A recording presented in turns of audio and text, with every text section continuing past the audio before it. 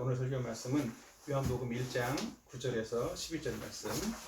다 같이 시작. 참빛 곧 세상에 와서 각 사람에게 비추는 빛이 있었나니 그가 세상에 계셨으며 세상은 그로 말미암아 지은 바 되었으니 세상이 그를 알지 못하고 자기 땅에 오매 자기 백성이 영접하지 아니하였으나 영접하는 자 곧 그 이름을 믿는 자들에게는 하나님의 자녀가 되는 권세를 주셨으니 아멘.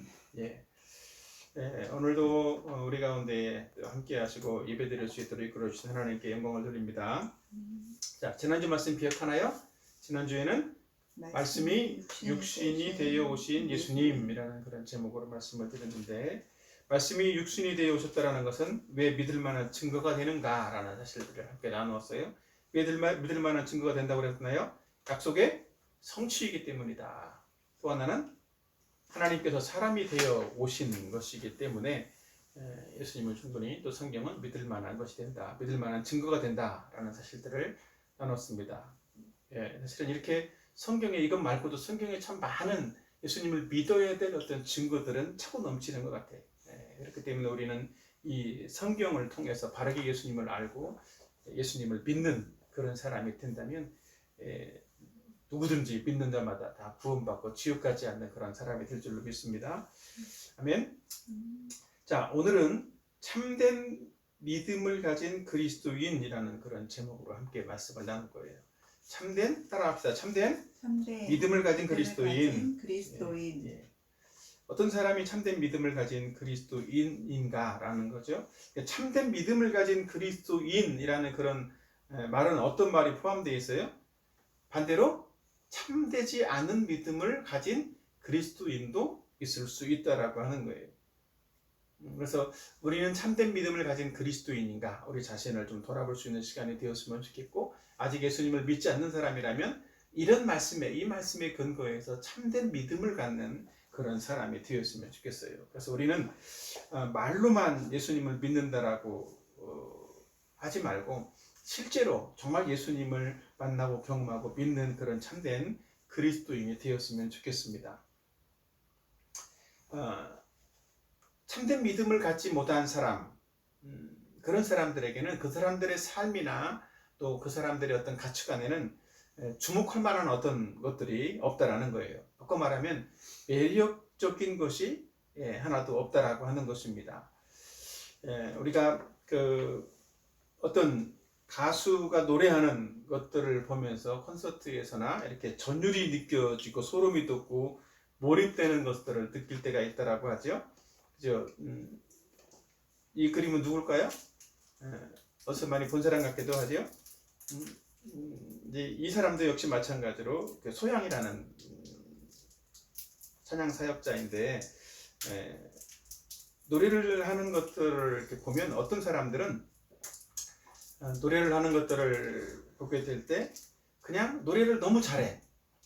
음정도 좋고 박자도 좋고 목소리도 좋고 다 좋은데 그냥 너무 기계적으로 들릴 때가 있고 감동이 하나도 안 올 때가 있다라는 거예요. 근데 어떤 사람의 노래는 듣다 보면 감동이 생기고 또 이렇게 정말 쭈삐쭈삐 설 정도로 피부에 닭살이 돋을 정도로 이렇게 뭔가 소름이 돋는 그런 경우들도 있을 수 있게 된다는 거죠.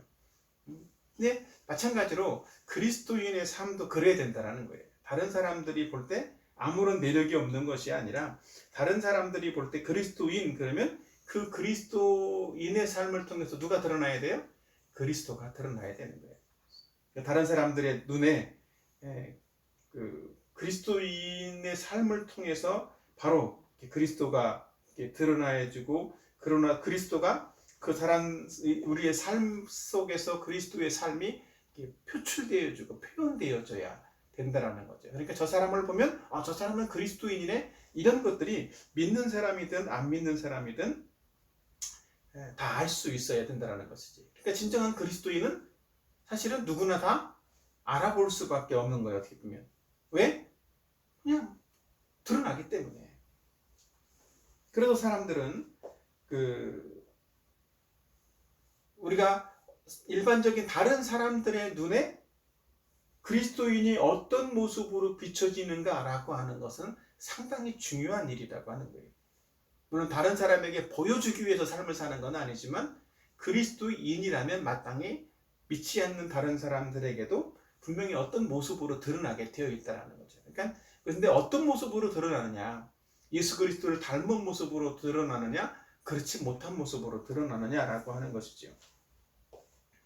그래서 그리스도인의 모습에는 어떤 경이롭고 놀라운 어떤 것들이 보여야만 하는 거예요.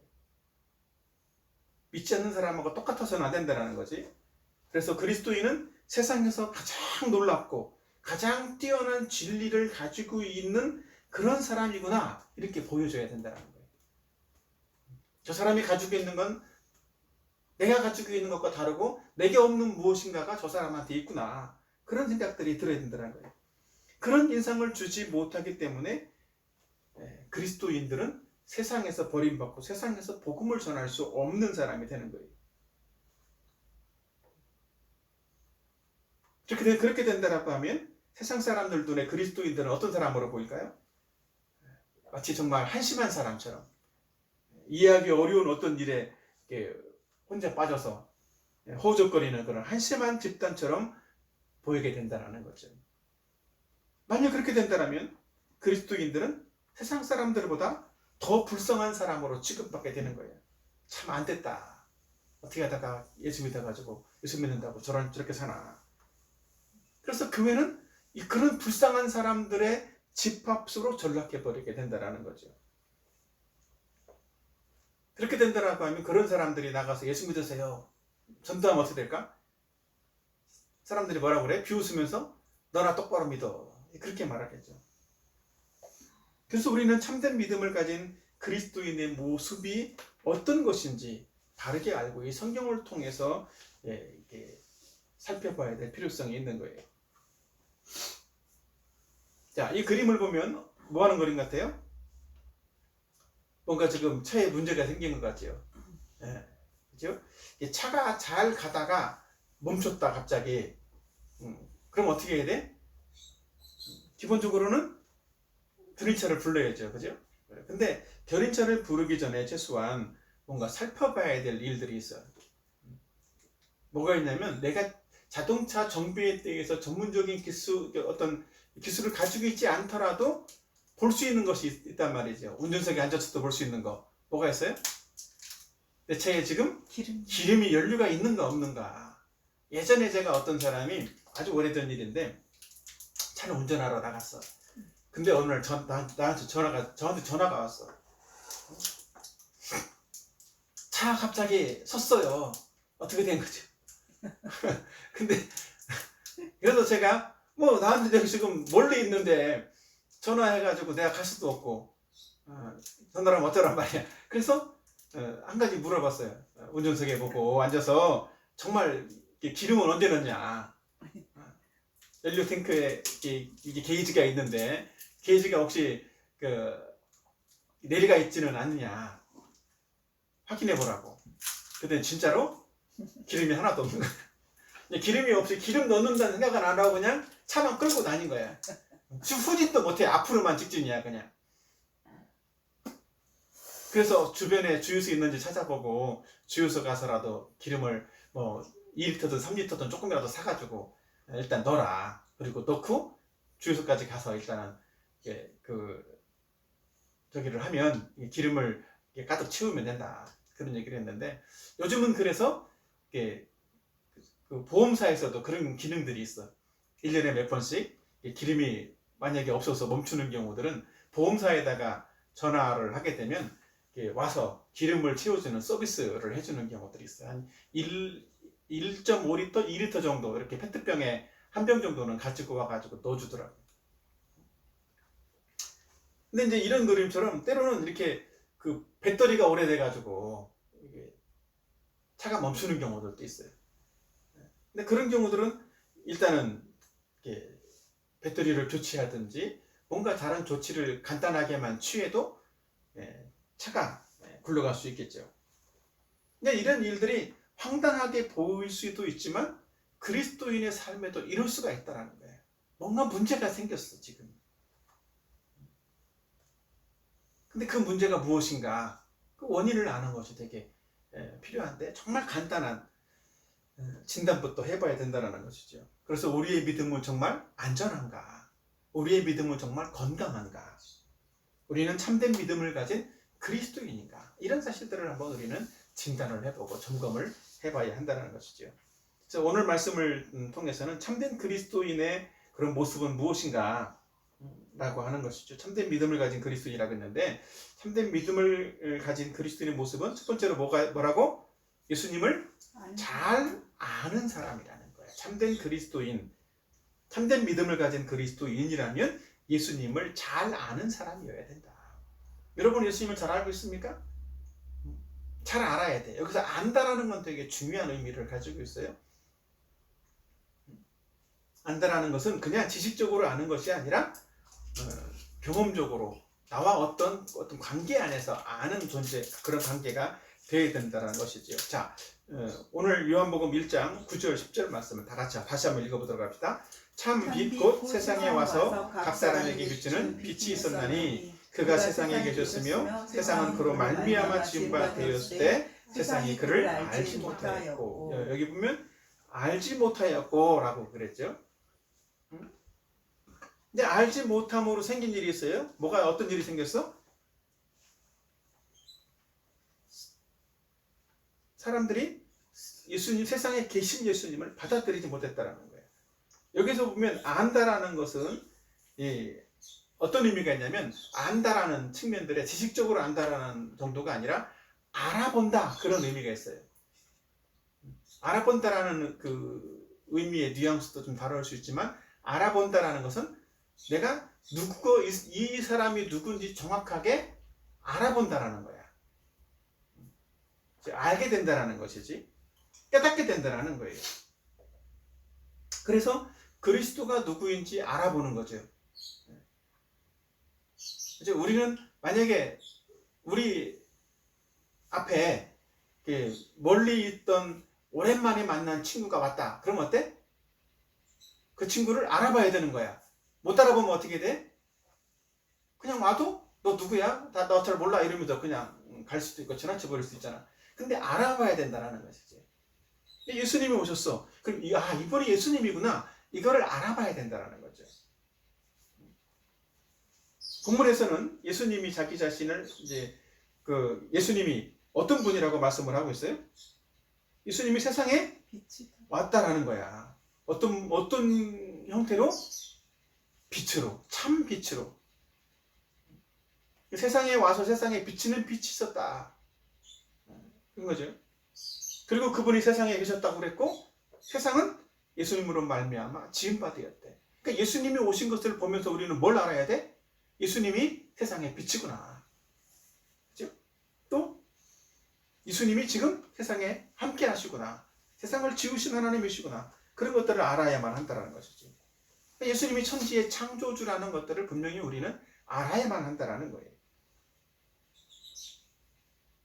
근데 이것을 지식적으로 아는 것이 참된 지식이 아니라는 거예요. 참된 알미 아니라는 것이죠.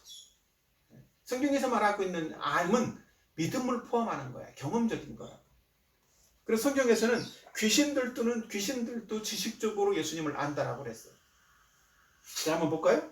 야고보서 2장 19절 같이 한번 읽어봅니다. 시작. 내가 하나님은 한 분이신 줄을 믿느냐 잘하는도다. 귀신들도 믿고 떠느니라. 하나님은 한 분이신 줄을 믿는 것을 누구도 믿는다고? 귀신들도 믿는데. 귀신들도 믿고 떤다고. 자, 누가복음 4장 3절도 봐요. 시작. 마귀가 이르되 내가 만일 하나님의 아들이거든 이 돌들에게 명하여 떡이 되게 하라. 마귀도 예수님이 하나님의 아들이라는 것들을 알았다라는 거죠. 근데 귀신들은 어때? 알기는 아는데 지식적으로만 알 뿐 절대로 예수님을 믿어 안 믿어? 믿고 영접하지는 않는다라는 거죠. 그러니까 지식적으로만 아는 거예요. 예수님은 세상을 구원하기 위해 오신 하나님의 아들이라는 사실들을 지식적으로는 알고 있지만 구원받는 믿음을 갖지는 못한다라는 것이지. 예수님은 분명하게 말씀하셨어요. 자신이 세상에 오신, 세상을 구원하기 위해서 세상에 오신 그리스도라는 사실들을 분명히 밝혀주고 있죠. 우리가 잘 아는 요한복음 14장 6절, 예수께서 이르시되 내가 곧 길이요 진리요 생명이니 나로 말미암지 않고는 아버지께로 올 자가 없느니라. 예수님은 자기 자신이 우리를 하나님 앞으로 인도하는 구원의 길이고 진리이고 생명이라고 분명히 말씀하고 있어요. 믿습니까? 그러니까 이것은 우리가 지식적으로 아는 것을 넘어서 예수님이 정말 나를 구원하러 오신 분이구나, 이 사실을 깨닫는 거예요. 이것이 참된 믿음이라는 것이지. 이것이 참되게 아는 거라는 거예요.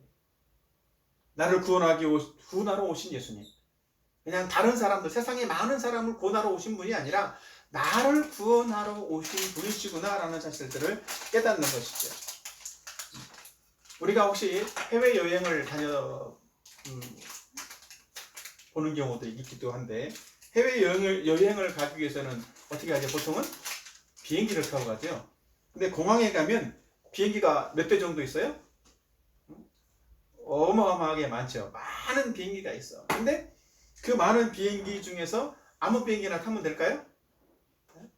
아무런 비행기나 빨리 온다고 잡아타면 큰일 나는 거예요. 그죠? 그래서 물론 그 안내도 하고 또 비행기 앞에서 승무원들이 검사도 하고 막 이렇게 해서 어떤 자기가 갖고자 하는 또 티켓팅한 그 비행기만을 탈 수 있도록 해주는데, 혹시나 잘못해서 엉뚱한 비행기를 탔다. 어떻게 될까요? 중간에 뛰어내릴 수도 없어. 그냥 목적지까지 가야 되는 거야. 그러니까 엉뚱한 곳에 가야 될 곳을 못 가고 엉뚱한 곳으로 가게 된다는 것이지. 마찬가지로 이 참된 믿음을 갖는 것, 그리스도를 아는, 이 참된 믿음을 갖는다는 사실은 그리스도를 아는 것에서부터 시작을 하는데, 이 그리스도를 아는 처음부터 잘못된다면 어떻게 해야 돼? 그 결과는 완전히 다른 결과가 나올 수 있다는 거죠. 예수님을 알고 예수님을 믿고 교회를 다닌다라고 하지만 마귀나 사탄이 믿는 정도, 그 정도 수준에서 지식적으로 아는 것으로만 된다라고 하면 우리는 어떻게 될까요? 천국까지 못하고 지옥 가는 사람이 될 거예요.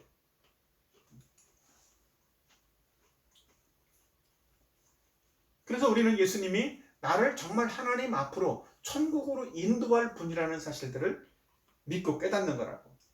그래서 우리는 예수님을 믿음으로 구원받고 천국 가게 되는 거예요.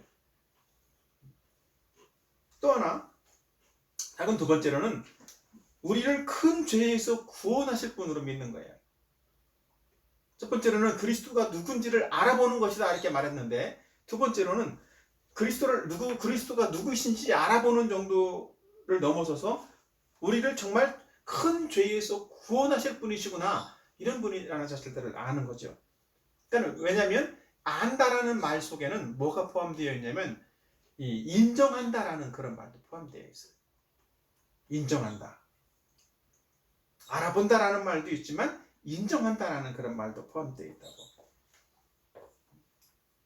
자, 오늘 본문에 있는 것처럼 예수님이 세상을 비추기 위해서 오신 빛이라면 세상은 어떤 상태에 있다라는 거예요, 지금? 어두운 상태에 있다라는 거예요. 그죠? 그럼 예수님이 오시기 전에 세상은 다 어땠어? 어둠이었다고. 이거를 사람으로 바꾸면 세상은 나. 그럼 어때? 예수님을 믿기 전에 나는 어떤 존재예요? 어두운 존재라는 거지. 예수님을 알지 못하는 상태는 어두운 죄 가운데 있는 사람이라는 거예요. 그러니까 예수님을 믿지 못하는 사람, 예수님을 안 믿는 사람, 지식적으로만 믿는 모든 사람은 다 어떤 상태에 있어? 어두운 죄 가운데 있는 죄인이라는 거예요. 근데 그것이 얼마나 큰 죄인지를 깨닫는 것이 필요하다는 거죠. 예수님이 오셔야만 할 만큼, 예수님이 오셔야만, 참 빛 되신 예수님이 오셔야만 밝혀 빛의 그 어둠을 몰아낼 수 있는, 죄를 없애줄 수 있는 그런 정도라는 거지. 그러니까 세상에 많은 종교가 있는데 어떤 종교의 창시자가 와도 그 죄 문제는 해결될 수 있어, 없어요? 없다라는 거예요. 그 사람들은 사람일 뿐이지 어둠을 몰아내고 죄를 몰아낼 수가 없다라는 거예요. 그래서 우리는 예수님이 우리를 죄에서 구원하러 오셨다라고 했는데, 어둠에서 우리를 밝게 해주기, 밝은 곳으로 인도하기 위해서 오셨다고 그랬는데, 내 상태가 얼마나 심각한 상태에 있는지, 내 죄가 얼마나 심각한 죄인지, 내가 얼마나 심각한 죄인인지, 이것을 깨닫고 인정하는 것이 필요하다는 거죠. 자, 누가복음 7장 47절 한번 볼까요? 이러므로 내가 내게 말하노니 그의 많은 죄가 사하여 줬도다. 이는 그의 사랑함이 많음이라. 사함을 받은 일이 적은 자는 적게 사랑하느니라. 여기에서 보면 많은 죄가 사해졌기 때문에 많이 사랑한다 그랬죠. 그죠? 그럼 많은 죄가 사함받았다라는 것은 무엇을 말할까요? 누구나 모든 사람의 죄는 다 많다라는 거야. 그치? 이 사람은 많은 죄가 사함받았다는 것은 자기의 죄가 얼마나 많은지, 얼마나 자기가 큰 죄인인지를 깨달은 사람이라는 거예요. 그치? 자기 죄를 깊이 깨닫지 못한 사람, 그 사람은 어떻게 될까요? 적게 사랑하는 사람. 그런 사람이 되겠지. 자기 자신의 죄가 정말 얼마나 심각한지를 깨닫지 못하면 예수 그리스도가 구원자로 오셨고 죄에서 우리를 구원하게 오셨다고 했는데 그분을 굳이 믿을까 안 믿을까? 굳이 믿을 이유가 없는 거예요. 그런 예수님을 찾지 않게 된다는 거지. 근데 내 죄가 저렇게 많다라는 사실들, 나는 정말 그렇게 심각한 죄인이라는 사실들, 그래서 내 능력으로 그 문제를 해결할 수 없다는 것들을 안다면 절박해지고 갈급해지는 거예요. 자, 그런 갈급해졌던 한 여자가 나와. 누가복음 8장 43절에 보면 이에 12회를 혈루증으로 앓는 중에 아무에게도 고침을 받지 못하던 여자가 예수의 뒤로 와서 그의 옷가에 손을 대니 혈루증이 즉시 그쳤더라. 이렇게 말씀하고 있어요. 43절 같이 한번 다 같이 읽어봅시다. 시작. 이에 12회를 혈루증으로 앓는 중에 아무에게도 고침을 받지 못하던 여자가 여기 보면 여기까지만. 여기 보면 12회를 혈루증으로 고생을 했는데 어떻다고 그랬어요? 아무에게도 고침을 받을 수 없었다라는 거예요. 12년 동안 고생했다라면 어떻게 될까? 15년 동안 하혈을 하면서 피가 멈추지 않아. 그럼 어떻게 돼? 고치려고 많이 노력을 했겠지. 이 의사 저 의사 다니면서. 그지? 근데 유명하다는 의사를 다 찾아다니고 유명하다는 약을 다 먹어봤는데 돈만 나가고 치료는 되지 않았다라는 거예요. 그러니까 이 여자는 그런 절박한 가운데 있었다라는 거지. 그래서 예수님 오신다라고 하는, 예수님이 지나가신다라는 소리를 들었을 때, 그 수많은 밀집되어 있는 대중들, 관중들을 뚫고 들어가서 나는 예수님 지나가는 그 옷자락, 그 옷술에 잠깐 손만 대기만 해도 고침받을 수 있을 거야. 그 예수님을 만나기 위해서 절박한 마음으로 찾아갔다라는 거죠. 그렇게 됐을 때 실제로 그 여인 어땠어요? 여기 보면 즉시 혈루증이 그쳤더라 그랬어요. 그게 믿음이라는 거예요. 그게 참된 믿음이라는 거예요. 내 죄가 얼마나 심각한지도 알고 내 문제가 얼마나 심각한지를 알고 그 심각한 그 문제를 해결해 줄 분이 예수님이라는 사실들을 아는 거. 그게 참된 믿음이라는 거지. 우리도 이런 우리의 상태가 얼마나 큰 죄 가운데 빠져 있는 상태인지, 그런 죄 가운데 빠져 있는 상태에서 예수님이 나를 구원해 주셨구나 라는 사실들을 깨닫는 거, 그거를 아는 거, 그거를 인정하는 거, 그것이 참된 믿음이라는 것입니다. 아멘. 그래서 우리는 우리 죄가 얼마나 심각한 죄인이었는지를 알고 우리를 큰 죄에서 구원하신 그 예수 그리스도 구원자, 그분이 바로 나의 하나님이시고 나의 구원자구나, 이런 사실들을 깨닫고 믿는 그런 사람이 참된 믿음을 가진 거라는 거예요. 저와 여러분이 다 그런 참된 믿음을 갖는 그런 사람들이 되었으면 좋겠습니다. 아멘. 자, 두 번째로는 참된 믿음을 가진 그리스도인의 모습은 어떤 모습인가? 두 번째는 예수님과 바른 관계를 맺는 사람이라는 거예요. 예수님과 바른 관계를 맺는 사람. 자, 11절, 12절을 같이 한번 다 같이 봅시다. 시작. 자기 땅에 오매 자기 백성이 영접하지 아니하였으나 영접하는 자 곧 그 이름을 믿는 자들에게는 하나님의 자녀가 되는 권세를 주셨으니, 이렇게 말씀을 했죠. 그죠? 자, 여기서 영접한다라는 그런 말씀이 나오는데 예수님은 어떤 분인가 먼저 여기서 소개하고 있어요. 예수님 어떤 분이에요? 자기 땅에 오매. 땅의 주인이 누구라는 거야? 예수님. 세상의 주인은 예수님이시다라는 거죠. 그리고 예수님은 어떤 분이라고 말하겠어? 자기 백성이 영접하지 아니하였으나. 그럼 자기 백성, 그러면 뭐야? 예수님은 그 백성들 가운데 백성들을 통치하는 왕이라는 거지. 예수님은 땅의 주인이고 세상의 주인이면서 다스리는 왕이라는 거예요. 근데 사람들은 그 예수님을 믿지 않았다라는 거죠. 정말 그래서 우리가 백성이 되고 섬겨야 될 주인은 왕은 누구라고? 예수님이라는 거예요.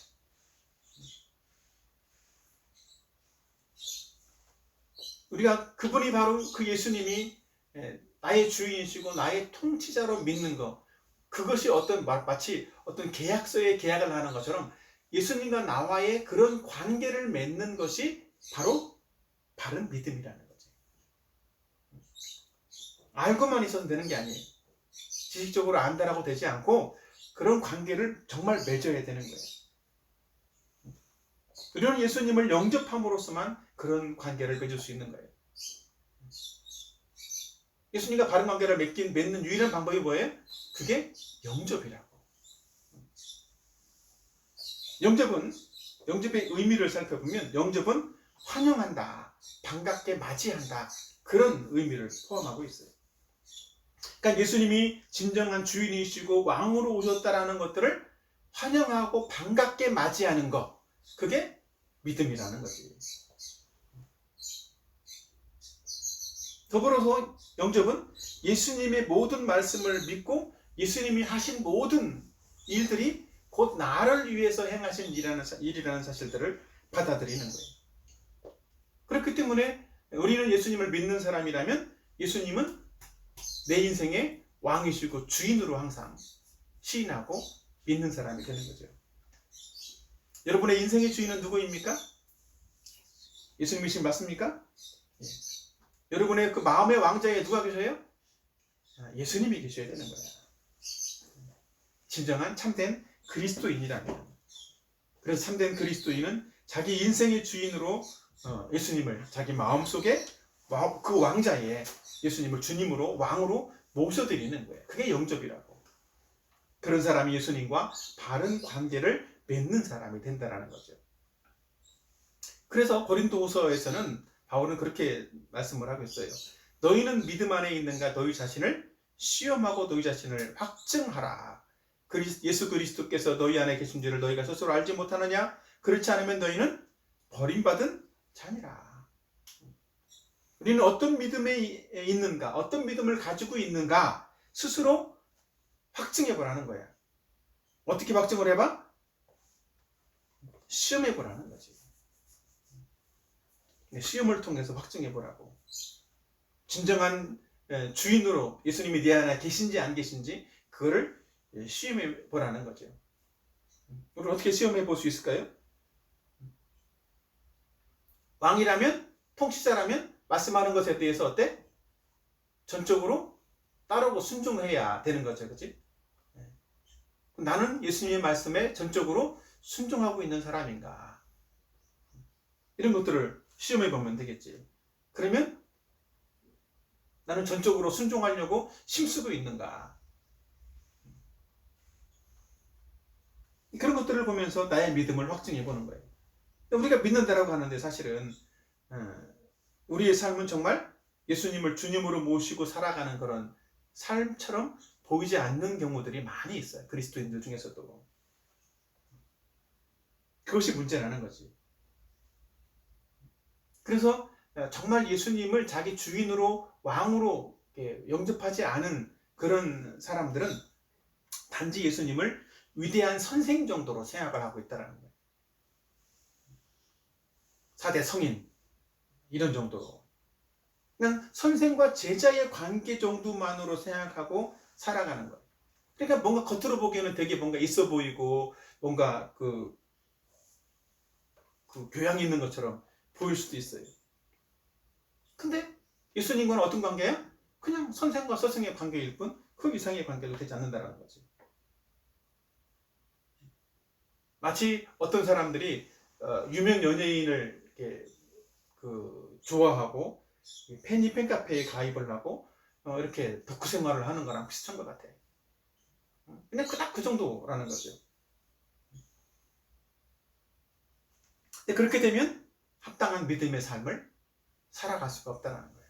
그리스도인의 삶은 예수님과의 바른 관계를 맺고 주인으로서 왕으로서의 그런 관계를 맺고 영접함으로써 살아가야만 진정한 믿음의 삶을 살 수 있다는 거지. 자, 히브리서 보면 아브라함은 그 믿음의 삶이 무엇인지를 보여주고 있어. 히브리서 11장 8절에 보면 믿음으로 아브라함은 부르심을 받았을 때에 순종하여 장래의 유업으로 받을 땅에 들어갈새 갈 바를 알지 못하고 나아갔으며, 아브라함의 순종은 어땠어요? 믿음의 순종이었다고. 믿음으로 부름받았다. 믿음으로 순종했다라는 거지. 그 믿음으로 순종해서 장래의 유업으로 받을 땅에 나아갈 때 어떻게 나갔어? 갈 바를 알지 못하고 나갔다라는 거야. 그렇지만 왜 따라갔어? 하나님이 자기를 지켜주시고 인도하시는 전능하신 왕이라는 사실들을 믿었다라는 거예요. 그렇기 때문에 따라간다라고. 그러니까 전능하신 하나님이, 전능하신 왕이 지금 나를 이끌어 주시는 나의 하나님이라는 사실들을 믿고 갈 바를 알지 못했지만 그분과 함께하고 그분을 따라갔다라는 것이지. 그러니까 아브라함의 인생에서 하나님은 어떤 분이에요? 그냥 전부인 거야. 내 인생의 전부 하나님. 그래서 우리도 사실 마찬가지. 예수님 믿는다면 내 인생의 전부는 누구여야 돼? 예수님이어야 돼. 예수님 한 분만 계시면 나는 딴 거 없어도 돼. 그런 마음들이 사실은 있어야 된다는 것이지. 내 인생에 예수님만 계시면 된다는 그런 믿음이 여러분에게도 있습니까? 정말 여러분에게 그런 믿음이 좀 있었으면 좋겠어요. 그럴 때, 그런 믿음을 가질 때 믿음에 합당한 그런 삶을 살아갈 수가 있게 된다는 것이지. 그렇죠? 어제 안타깝게도 우리나라의 대통령이 또 탄핵을 받았는데, 정치인들 중에도 많은 사람들이 예수님을 믿는다라고 하잖아요, 그지? 근데 그 많은 그 믿음에 뭐 국회 조찬 기도회도 하고 국가 기도회도 하고 막 이러는데 당은 다 달라. 근데 그 많은 국회의원 예수님을 믿는다라는 사람들이 어때? 자기가 속한 당이나 자기 자신의 어떤 이념을 더 중요하게 여기는 경우들이 참 많이 있다는 거죠. 하나님의 뜻이 무엇인가? 자기에게 어떤 정치자로서, 국회의원으로서 어떤 정치적인 권력을 주신 분이 누구신가? 또 왜 주셨는가?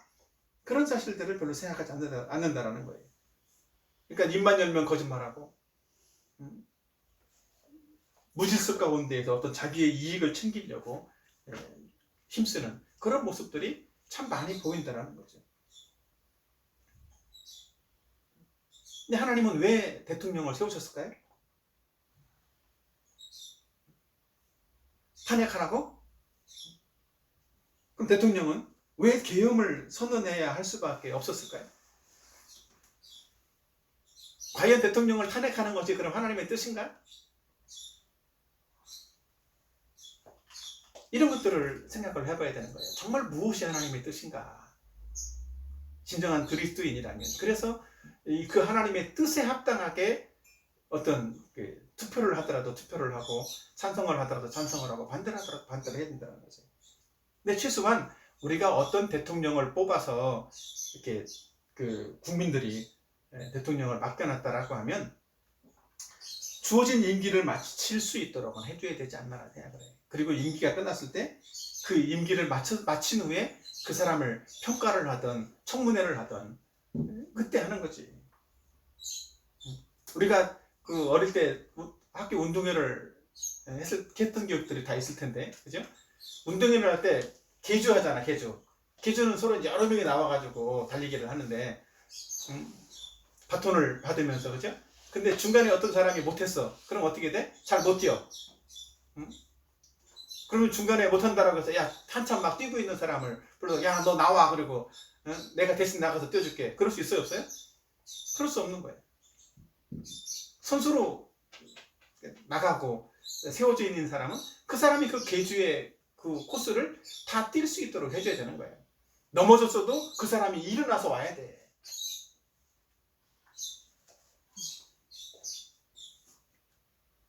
근데 우리가 정말 이렇게 참된 믿음을 가진 그리스도인이라면 이런 믿음에 합당한 그런 삶을 우리는 살기 위해서 힘써야 된다는 것이죠. 우리의 삶에 순종이 참 어려울 때가 많죠. 근데 왜 순종이 어려운 것 같아? 많은 경우는 왜 순종이 어려울까? 나는 그 생각들을 좀 많이 해봤는데 그리스도인들에게 순종이 어려운 이유 중에 하나는 그런 것 같아. 하나님에게 별로 관심이 없기 때문에. 하나님이 원하시는 것이 무엇이고 때로는 하나님이 무엇을 기뻐하시는지 이 생각들을 못하고 있으면 순종하기 어려운 거예요. 하나님께 그런 관심을 가져야만 한다는 것이지. 합리적이고 가능성이 있고 과학적인 근거가 설령 없을지라도 이게 하나님의 뜻이 무엇인가? 하나님이 기뻐하는 것이 무엇인가? 이것에 대한 관심을 좀 가져봐야 되는 거예요. 그럴 때 보이게 되고 그럴 때 하나님의 뜻에 대해서 믿음으로 순종할 수 있는 그런 사람이 되어진다는 것이죠. 그래서 영접하는 것은 예수님의 모든 말씀을 믿는 것이고 또 예수님이 하신 모든 일을 받아들이는 것이 결국은 그것이 믿음이라고 한다면 우리는 예수님의 말씀을 인정하고 또 예수님이 우리의 삶 속에 약속하신 그 말씀이 이루어질 때까지 그 말씀을 순종하는 그런 삶을 살아야만 하는 거예요. 자, 마지막 로마서 4장 20절, 21절 말씀을 같이 읽어보고 설교를 마치도록 하겠습니다. 다 같이 마지막 말씀이니까 크게 한번 읽어보도록 합시다. 시작! 믿음이 없어 하나님의 약속을 의심하지 않고 믿음에 견고하여져서 하나님께 영광을 돌리며 약속하신 것을 또한 능히 이루실 줄을 확신하였으니. 네, 이거 누가 확신한 것 같아? 이것은 아브라함이 한 일이에요. 아브라함도 하나님을 따를 때 믿음이 없어서 약속을 의심하지 않았다고. 그러니까 믿음으로 바꿔 말하면 하나님의 약속을, 하나님 말씀을 의심하지 않고 믿었다라는 거야. 그 믿는 마음이 견고했다라는 거지. 그래서 약속하신 모든 것을 능히 이루실 줄을 아브라함은 확신하는 그런 삶을 살고 확신함으로 순종하는 삶을 살았다는 거예요. 그래서 우리가 참된 믿음을 가진 그리스도인이라면 우리는 예수님이 세상을 구원하기 위해서 이 땅에 오신 참 하나님이시구나. 그런 사실들을 믿는 거예요. 그리고 그분이 유일하신 구원자이심을 믿고 영접하는 사람이 되어야 되는 거예요. 또한 그 예수님이 세상의 주인이시고 나의 주인이시고 또 나를 통치하시는 왕으로 오셨다는 사실들을 인정하고 믿음으로써 그 말씀에 순종하는 그런 삶을 살아야 된다는 거죠. 그럴 때 하나님이 약속하신 모든 약속이, 모든 은혜가 우리의 삶 속에서 풍성히 나타나는 그런 삶이 되어지는 것입니다. 우리의 삶 속에서 약속하신 하나님의 약속의 말씀을 풍성히 받아 누리는 그런 복스러운 저 여러분의 생활이 되면 좋겠어요. 제가 지금 오늘 아침에 아까 광고 때도 얘기했는데 12월이니까 내년에 약속의 말씀을 기도하면서 찾아보라고 정해보라고 그랬는데 그 약속의 말씀은 그런 걸 말하는 거예요. 한 해 동안 하나님이 나에게 어떤 복을 주실까? 나를 어떻게 성장시켜가고 나를 어떻게 이끌어가 주실까라고 하는 그 약속의 말씀. 내가 지치고 쓰러지고 넘어질 때에도 이렇게 흔들리지 않고 믿음이 견고해져서 그 붙잡을 수 있는 그 약속의 말씀을 한번 가져보라고. 그것이 우리가 가져야 될 믿음이기도 하고 또 하나님을 향한 우리가 보여줄 수 있는, 또 세상을 향해서도 보여줄 수 있는 우리의 참된 믿음이라는 것입니다. 저와 여러분이 이런 믿음을 갖고 또 하나님의 은혜를 풍성히 받아들일 수 있는 그런 삶이 되기를 예수님의 이름으로 축원합니다.